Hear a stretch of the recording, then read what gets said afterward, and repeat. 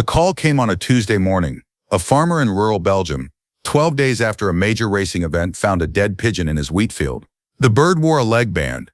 The number traced back to Tom Claessens, a respected fancier from Antwerp, who had been searching desperately for this exact bird since race day. The bird was BE 21-47789 die. Tom called him Atlas, a 3-year-old blue cock from champion bloodlines, a bird that had won 5 races in 2 seasons. A bird worth, by conservative estimate, €40,000 in breeding value alone. And now Atlas was dead in a field 800 kilometers from home. This is not a story about a lost pigeon. Every fancier loses birds. It's tragic, but it's part of the sport. This is a story about what they found inside Atlas's body, what the veterinary examination revealed, and how that discovery changed everything we thought we knew about modern pigeon racing. Before I tell you what happened, you need to subscribe to this channel right now and become a member. Why? Because what you're about to learn is controversial. It involves racing organizations, equipment manufacturers, and practices that most fanciers never hear about. Members of this channel get access to our complete investigative reports, leaked Federation documents, and insider information that we cannot share publicly without legal risk. This is not entertainment. This is information that could save your birds' lives. Also, subscribe to Pigeon Healthy using the link in the description. That channel focuses specifically on natural protection methods against the kinds of threats you're about to learn exist. Both channels together give you the full picture.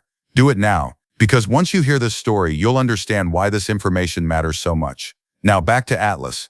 Back to that wheat field in Belgium. Back to the moment everything changed. Tom drove 3 hours to collect his bird's body. He wanted to know what happened. Disease? Injury? Predator attack that the bird escaped only to die later from wounds? He brought Atlas to Dr. Frederik van Dam, an avian veterinarian who specializes in racing pigeons. Dr. van Dam performed a necropsy, the veterinary term for an animal autopsy. External examination showed no obvious cause of death, no wounds, no signs of disease. The feathers were in good condition. The bird had not starved. Actually, the crop contained partially digested seed, indicating the bird had eaten shortly before death. But something was wrong. The liver was enlarged and showed signs of damage. The kidneys were pale, indicating reduced function. And when Dr. van Dam opened the gizzard, the muscular stomach where birds grind food, he found something that made him pause. A small metal object, cylindrical, approximately 2 millimeters in diameter and 4 millimeters long, dark gray in color, smooth surfaces, not something that occurs naturally in a pigeon's diet, not something a bird would deliberately eat. Dr. van Dam placed the object under a microscope. It appeared to be a manufactured component, not a random piece of debris. He photographed it, documented its location within the digestive tract, and sent it to a materials analysis laboratory. The lab results came back 2 weeks later. The object was a lithium-ion battery cell, specifically a miniature button cell of the type used in electronic devices. The outer casing had partially corroded from exposure to stomach acid. Chemical analysis detected lithium hydroxide residue in the surrounding tissue, indicating the battery had been leaking. Lithium is toxic. Lithium hydroxide, formed when lithium reacts with water in the digestive tract, is even more toxic. It causes chemical burns in the gastrointestinal tract. It's absorbed into the bloodstream and accumulates in the liver and kidneys. It damages these organs slowly, progressively, irreversibly. Atlas had been poisoned, not by pesticides, not by contaminated feed, by a battery that somehow entered his digestive system and slowly killed him over 12 days while he desperately tried to fly home. But where did this battery come from? Dr. van Dam contacted Tom with the findings. Tom was baffled. He had never used any electronic devices on his birds. No GPS trackers, no training devices, nothing that contained batteries. How could a battery get inside his bird? Tom began asking questions. He contacted other fanciers whose birds had disappeared from the same race. He learned that 2 other birds from that event had been found dead in similar circumstances. One fancier had conducted a necropsy. They had also found a small metal object in the gizzard, but had assumed it was environmental debris and hadn't pursued further investigation. Tom contacted the race organization. He explained what had been found and asked whether any electronic tracking or identification systems had been used in the race. The response was dismissive. "We use standard leg bands only. No electronics. Your bird probably picked up the battery from a dump or roadside litter." These things happen, but Tom wasn't satisfied. He's a methodical person. He started researching. He learned about a new technology being quietly tested by some racing federations, internal tracking chips. These chips are tiny electronic devices, smaller than a grain of rice, designed to be swallowed by the bird mixed with feed. Once inside the digestive tract, they transmit a weak signal that can be detected by receivers placed along the race route. The stated purpose is race security and verification. ensuring birds actually fly the intended course and don't get transported partway by unethical means. The chips are marketed as safe and temporary. They're supposed to pass through the digestive tract and be excreted naturally within 48 to 72 hours. They're only approved for short-distance races, 100 to 150 kilometers maximum, specifically because longer retention times increase risk. Tom obtained confidential documents from sources within the Federation. These documents revealed that the 800-kilometer race in which Atlas competed had been part of a trial program testing these internal chips on longer distances without informing participants. The trial was authorized by a small committee within the Federation, but was never announced publicly or added to official race rules. The reasoning? If the trial succeeded, it would provide a breakthrough in race monitoring. If it failed, no one would need to know. A calculated risk taken without the knowledge or consent of the fanciers whose birds were being used as test subjects. The problem with the chips is that they're not as temporary as claimed. In birds with slower digestive transit times, in birds that ate shortly before chip administration, or in stressed birds whose digestive systems slow down during long flights, the chips can remain in the gizzard for days or even weeks. And the battery inside these chips, though small, contains enough lithium to cause serious harm if the casing corrodes and leakage occurs. Atlas was one of 7 birds from that race confirmed dead from lithium poisoning. 7 champions, 7 birds worth a combined €250,000 in breeding and racing value. 7 birds that died because someone decided to run a secret experiment without informing the people who had invested years and fortunes into these animals. The scandal broke in 2022 when Tom's lawyer and Dr. Van Dam leaked the story to the Belgian press. De Standaard, one of Belgium's major newspapers, published an investigation titled "Pigeons Dying After Races, Metal Chips Blamed." The article detailed the unauthorized trial, the deaths, and the Federation's attempt to suppress information. The Racing Federation initially denied everything. Then, when evidence became undeniable, they admitted the trial had occurred, but claimed it was conducted according to industry-standard safety protocols. They blamed individual bird sensitivity rather than the technology itself. They pointed out that hundreds of birds in the trial had survived without apparent harm, making the 7 deaths an acceptable statistical outcome. Acceptable. 7 dead champions were an acceptable outcome. For a technology that served Federation interests but provided zero benefit to the birds or their owners. The story made waves through the European pigeon racing community. Some defended the Federation, arguing that technological advancement requires risk and that the long-term benefits outweighed the short-term losses. Others were outraged, calling for investigations, resignations, and bans on all internal tracking technologies. But here's what most people missed in the controversy. Here's what even the newspaper articles didn't fully grasp. The chips were just one part of a larger problem.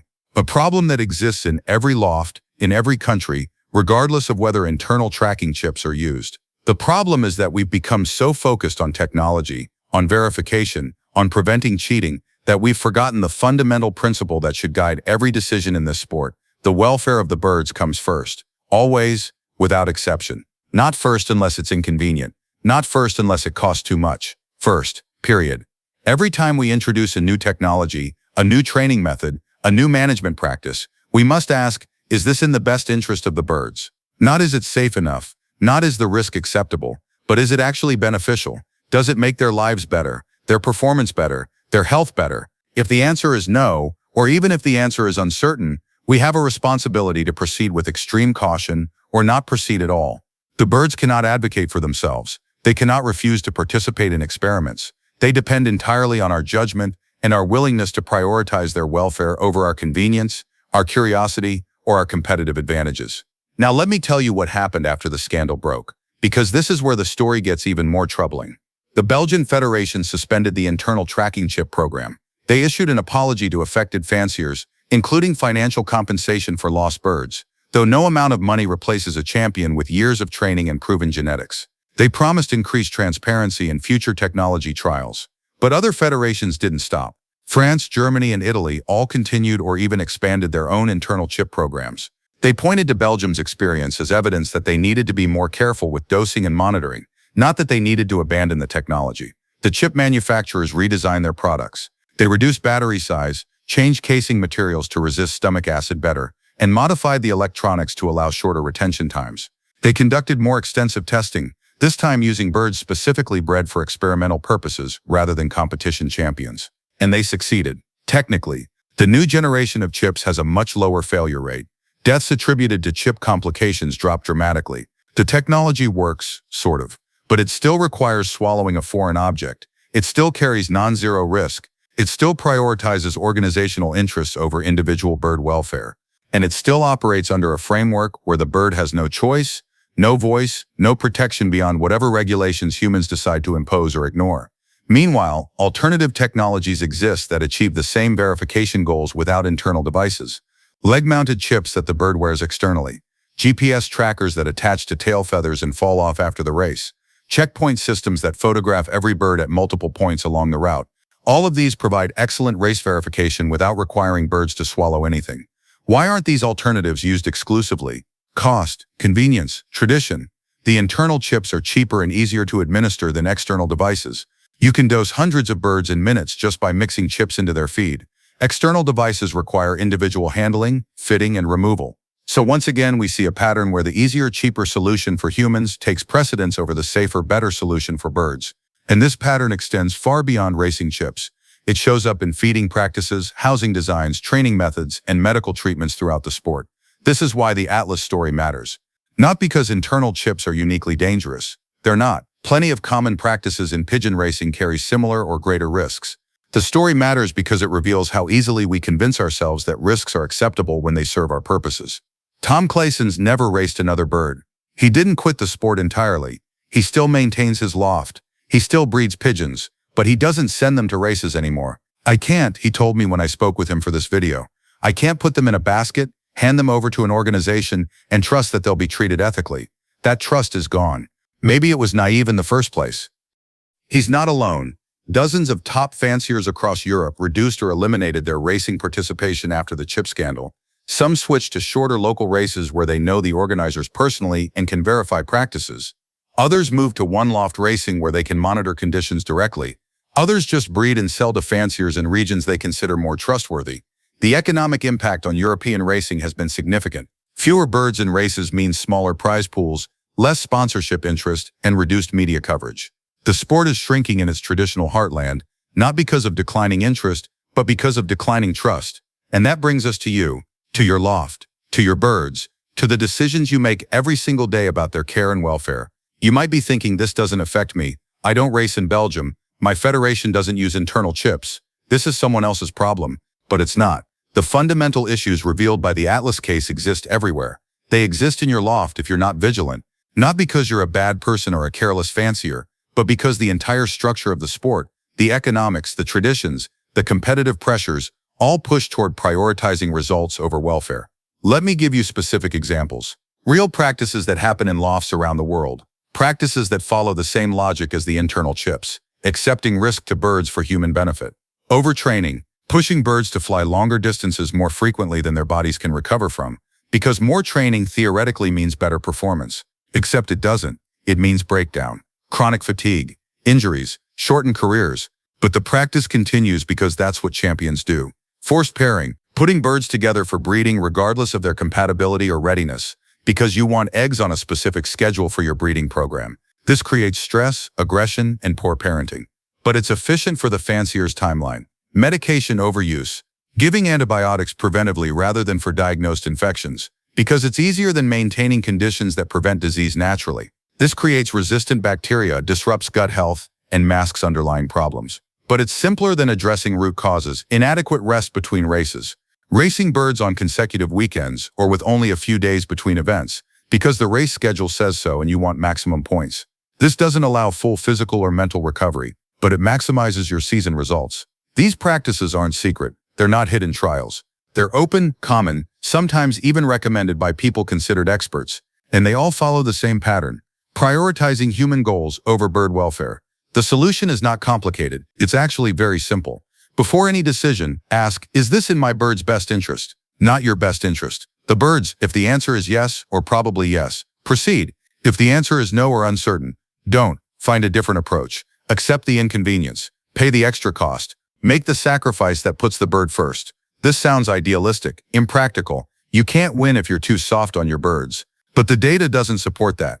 The fanciers who maintain the longest careers, who have the most consistent success over decades, are not the ones who push hardest. They're the ones who take care best. Leo Harrimans, Marcel Wouters, Louis van der Velde, all the champions I've mentioned throughout this video series. They're not successful because they found ways to squeeze every ounce of performance from their birds, regardless of cost. They're successful because they built systems where bird welfare and competitive performance aligned, where healthy, happy, well-cared-for birds naturally performed better than stressed, pushed, marginally managed ones. This is not correlation, it's causation. Birds that feel good perform well. Birds that don't. It's that simple. Now let me tell you about the aftermath for the 7 birds that died in that race, about the fanciers who lost them, about what they learned and what they want you to know. Pierre Deschamps lost Napoleon, a 4-year-old cock he had been training for 3 years. Napoleon was going to be his breeding foundation, the cornerstone of the next decade of his program. After learning how Napoleon died, Pierre shut down his racing program entirely for 1 year. He spent that year completely rebuilding his loft management, eliminating every practice where he had accepted risk without fully understanding it. I realized I had been trusting organizations, trusting products, trusting advice without verifying, he told me. When you trust blindly, you give away responsibility. I took that responsibility back. Now I verify everything. I question everything. I assume nothing is safe until I confirm it myself. Henrik Johansson lost 2 birds from that race. Storm and Thunder, brothers from his best breeding pair, both found dead within days of each other, both with identical pathology findings. Henrik sued the federation and won a judgment, but the money meant nothing. They gave me 50,000 euros, he said. I would have paid 500,000 to get my birds back. Money doesn't replace what was lost. He used part of the settlement to fund an independent bird welfare organization that monitors racing practices and publishes safety reports. The organization has become a watchdog that federations now take seriously because Henrik has the resources and motivation to pursue legal action when he finds negligence. Marie Dubois lost Celeste, the only hen in the group of 7. Celeste was from a bloodline Marie had developed over 15 years, selecting for specific traits that were just beginning to express consistently in her offspring. Losing Celeste set that program back by years because the genetic combination she represented would take time to recreate. Marie became an advocate for mandatory disclosure rules. She successfully lobbied her regional federation to require written notification to all participants whenever any experimental technology or method is used in a race. The rule now states that fanciers must give explicit consent before their birds can be enrolled in trials. It's a small victory, but it establishes a precedent. These fanciers turned their losses into action. They didn't just mourn and move on. They fought to change the systems that enabled those losses. And they want you to know this could happen to your birds if you're not vigilant.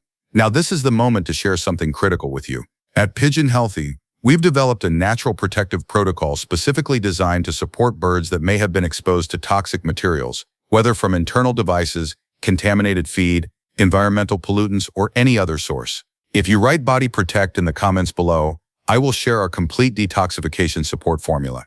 This formula uses turmeric, mint, and tea tree oil to support liver function, promote digestive health, and help the body naturally process and eliminate toxic substances. This is not a treatment for acute poisoning that requires immediate veterinary care. This is a preventive and supportive protocol that strengthens your bird's natural detoxification systems. The complete protocol, including dosages, preparation methods, administration schedules, and scientific explanation of how these herbs work at the cellular level, will be posted in a pinned comment for everyone who requests it. Write Body Protect now, and remember, subscribe to Pigeon Healthy using the link in the description for access to our full library of protective protocols, detoxification systems, and natural health support methods. We publish new content every week focused specifically on keeping your birds safe in a world where not all threats are obvious. Now back to the larger implications of the Atlas case. Let's talk about what this reveals about the state of pigeon racing as a sport and an industry. The internal chip controversy exposed a truth that many people knew but few discussed openly. There's a fundamental tension in pigeon racing between sporting integrity and bird welfare. Organizations want to prevent cheating. They want to verify results. They want technology-enabled oversight. All of these goals are understandable and even admirable in principle. But the methods chosen to achieve these goals often prioritize convenience and cost over safety. Internal chips are chosen over external devices because they're cheaper and easier. Remote monitoring is implemented without adequate testing because it's faster than thorough validation. New technologies are rolled out to entire competitions rather than limited pilots because broad data collection is more valuable.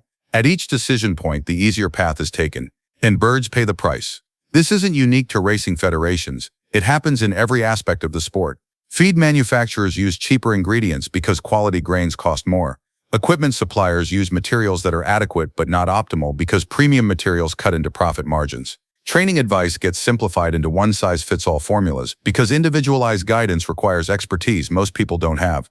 The result is a slow degradation of standards.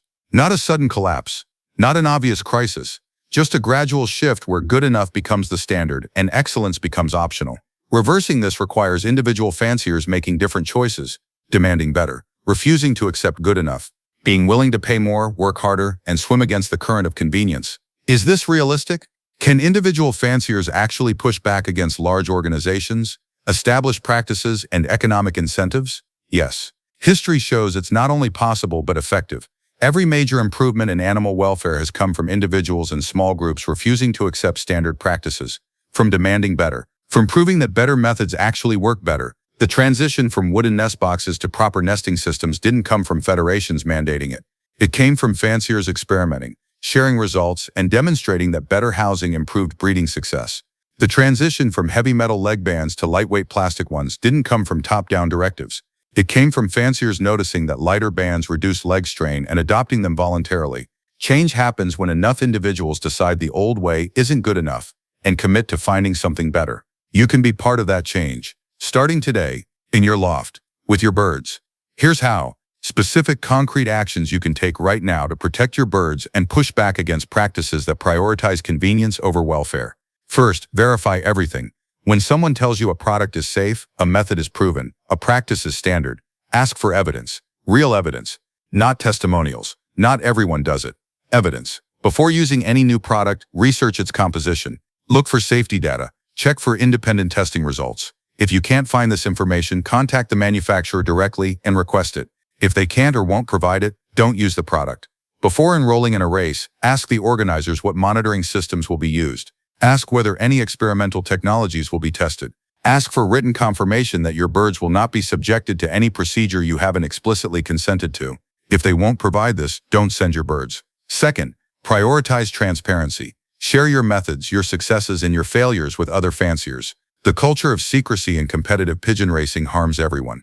When fanciers hoard information thinking it gives them an edge, they prevent the spread of better practices. When problems occur and people stay silent to avoid embarrassment or competitive disadvantage, others repeat the same mistakes. If you discover a product or method that doesn't work or causes harm, say so publicly. Warn others. Accept that this might mean admitting you made a mistake. That's fine. We all make mistakes. What matters is preventing others from repeating them. If you develop a technique that improves bird health or performance, share it. You might lose a tiny competitive advantage, but you'll contribute to improving the sport overall. And in the long run, competing in a healthier sport with better cared for birds benefits everyone, including you. Third, support organizations and businesses that demonstrate genuine commitment to bird welfare. This means being willing to pay more for products from manufacturers who invest in quality and safety. It means joining clubs and federations that prioritize transparency and ethical practices over winning at any cost. It means promoting fanciers and advisors who give honest conservative advice over those who promise shortcuts and quick results. Your spending choices are votes. Every purchase sends a signal about what you value. If you consistently choose the cheapest option regardless of quality, you signal that price matters more than anything else. If you choose based on verified quality and ethical practices, even if it costs more, you signal that these factors matter. Over time, businesses respond to these signals. If enough fanciers demand better and prove they'll pay for it, better becomes the standard. If fanciers continue accepting whatever's cheapest and most convenient, that's what will continue being offered. Fourth, trust your instincts and your birds. If something feels wrong, it probably is. If a practice makes you uncomfortable, don't do it regardless of who recommends it. If your birds show signs of stress or illness in response to a new feed, supplement, or method, stop immediately even if everyone else uses it without problems. Your birds are unique. Your loft conditions are unique. Your management style is unique. What works for someone else might not work for you. What's safe in one context might be dangerous in another. General advice and product claims cannot account for all variables. Only you can observe your specific situation and make judgment calls based on what you see. Listen to your birds. They will tell you if something is wrong, not with words but with behavior, appearance, performance, and health. If you're paying attention, really paying attention, you'll notice subtle changes that indicate problems long before they become crises. The birds that died in the Atlas case showed signs before they died. Weight loss, reduced activity, changes in droppings. But these signs were subtle and developed gradually over days. Fanciers who weren't looking closely might have missed them or attributed them to race stress rather than poisoning.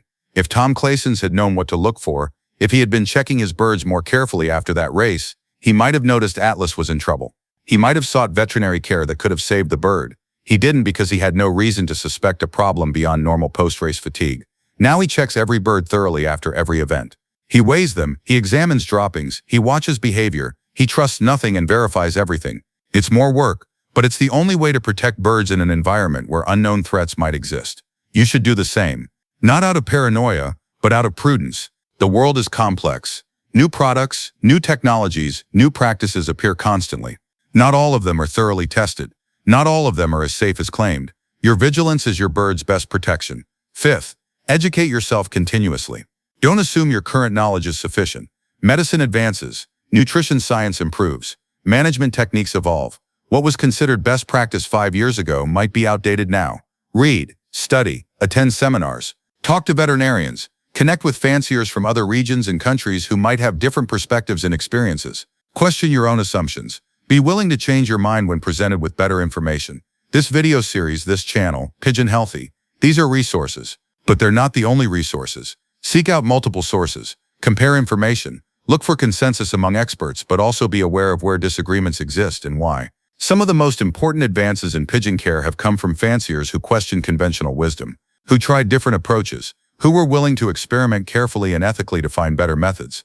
You can be one of those fanciers. Now let's talk about something that rarely gets discussed, the psychological impact of losing a bird, especially losing a bird to preventable causes. When a bird dies in a race from natural causes, exhaustion, predation, weather, it's tragic but somewhat easier to accept. The sport inherently carries risks. Birds are athletes pushing their limits. Sometimes they don't make it. It hurts, but it's part of the reality. Fanciers accept when they choose to race. But when a bird dies from preventable causes, from decisions made by others without your knowledge or consent, the grief is different. It's compounded by anger, by betrayal, by guilt that you put your bird in that situation. Tom Claessens went through months of what he describes as depression after losing Atlas. Not just sadness about losing a valuable bird, guilt that he had handed Atlas over to people who used him in an experiment without permission, anger at himself for trusting blindly, rage at the Federation for their deception and dismissiveness. I keep thinking, what if I had just kept him home that week, he told me. He'd be alive now. I killed him by sending him to that race. Rationally, I know it's not my fault, but emotionally, I feel responsible. I made the decision that put him in harm's way. This is not unusual. Many fanciers who've lost birds to preventable causes report similar guilt and trauma. The sport is supposed to be about partnership, about working with these incredible birds to achieve something remarkable. When that partnership leads to the bird's death through no fault of its own, the psychological damage can be severe. If you've experienced this, if you've lost a bird to preventable causes and you're struggling with guilt or anger, know that these feelings are valid and normal. Seek support. Talk to other fanciers who've been through similar experiences. Consider speaking with a counselor if the feelings are overwhelming, and use those feelings as motivation. Channel the anger into advocacy. Transform the guilt into commitment to doing better. Honor the bird you lost by ensuring other birds don't suffer the same fate. This is what Tom did. He couldn't bring Atlas back, but he could prevent future Atlas. He became an activist. He pushed for policy changes. He educated other fanciers. He turned his personal tragedy into a force for positive change in the sport. You can do the same, whether you've experienced loss or not. You don't need to wait for tragedy to motivate action. You can choose right now to be part of the solution.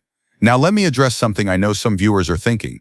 This is all too much, too complicated, too demanding. I just want to enjoy my birds. I can't become an expert in every aspect of care, safety, nutrition, training. I don't have time for constant vigilance and research. I understand the demands of modern life are already overwhelming. Adding extensive responsibilities for bird care can feel like too much. But here's the reality. You don't have to be perfect. You don't have to know everything. You don't have to catch every potential problem before it occurs. You just have to care and try. Care enough to pay attention. Try to do a little better each week. Learn one new thing each month. Make one improvement each season. Over time, these small efforts compound into significant positive changes, and you don't have to do it alone. The pigeon community is full of people willing to share knowledge and experience. Online forums, local clubs, videos like this, all of these resources exist to help. Use them, ask questions, admit what you don't know. People are generally eager to help when you approach with genuine interest and humility. The Atlas case and others like it seem overwhelming because they're dramatic. 7 dead birds, Federation cover-ups, legal battles. It sounds like the sport is corrupt top to bottom, and individual fanciers are powerless. But that's not accurate. Most racing organizations are run by people who genuinely care about the sport and the birds. Most products are safe and effective. Most fanciers are honest and ethical. Problems exist, but they're not universal or inevitable. What's needed is not revolution. It's consistent, sustained attention to doing things right. It's refusing to cut corners. It's asking questions when something seems off. It's being willing to speak up when you see problems. Small actions by many people create large changes. You don't need to be a hero or a martyr. You just need to be responsible and vocal. That's enough. Now let's talk about the specific protective measures you can take to reduce the risk of your birds being harmed by internal tracking devices or similar technologies. First, before any race, ask the organizers directly. Will any internal devices be used with the birds in this race? Demand a written response if possible. If they say yes, you can make an informed decision about whether to participate. If they say no, you have documentation you can reference if problems occur. Second, after every race, especially races organized by federations you're not completely familiar with, inspect your birds carefully. Weigh them, check their droppings. Monitor their behavior and appetite. If you notice any abnormalities, especially if multiple birds show similar issues, seek veterinary attention immediately and mention the possibility of internal device complications. Third, support proposed regulations that require informed consent for any experimental technologies. Some regions have already implemented these rules. Others are considering them. Let your federation know you support transparency and consent requirements. Fourth, if you discover that birds were subjected to procedures without your knowledge, report it to the federation, to veterinary authorities, to the media if necessary. Silence protects the people who created the problem. Speaking up protects future birds. Fifth, consider participating in federations and races that have explicitly banned internal tracking devices. Several organizations have made this commitment following the Belgian scandal. Support them with your participation and membership. These steps don't guarantee perfect safety. No system is perfect, but they significantly reduce risk and send clear signals about what practices are acceptable. Now let me share the most important lesson from the Atlas case. The lesson that transcends the specific details about tracking chips and applies to every aspect of pigeon care. The lesson is this: convenience and welfare are often in conflict. What's easy for humans is frequently not what's best for birds. And when that conflict arises, truly ethical fanciers choose welfare over convenience, even when it costs them time, money, or competitive advantage. This is hard, really hard, because competitive pressures are intense, because everyone wants to win, because cutting corners and accepting risks is tempting when others are doing the same. But the fanciers who resist those temptations, who insist on doing things right even when it's harder, those are the fanciers whose birds thrive. Those are the fanciers who sleep well at night knowing they did their best. Those are the fanciers who still love the sport decades later because they never compromise their principles for short-term gains. You can be one of those fanciers, starting today, starting with the next decision you make about your bird's care. The bird that flew 800 kilometers and never came home didn't die because pigeon racing is inherently cruel or dangerous. He died because someone prioritized organizational convenience over individual bird safety. That was a choice, a bad choice, a choice that could have been made differently. Every day you make similar choices, smaller ones, less dramatic ones, but choices nonetheless. Feed quality versus cost, training intensity versus recovery time, racing schedule versus bird readiness, established practices versus proven better alternatives. Each choice is an opportunity to prioritize welfare. Each choice is a chance to be the kind of fancier who puts birds first. Not perfectly, not every single time, but consistently, habitually, as a matter of principle. That's what Atlas deserved. That's what all our birds deserve. And that's what the sport deserves, if it's going to survive and thrive into the future. The technology will keep advancing. The competitive pressures will keep intensifying. The temptations to cut corners will keep appearing. But if enough fanciers commit to welfare-first decision-making, if enough of us refuse to accept practices that prioritize convenience over safety, the sport can evolve in directions that benefit everyone. Atlas can't be brought back, but his death doesn't have to be meaningless. It can be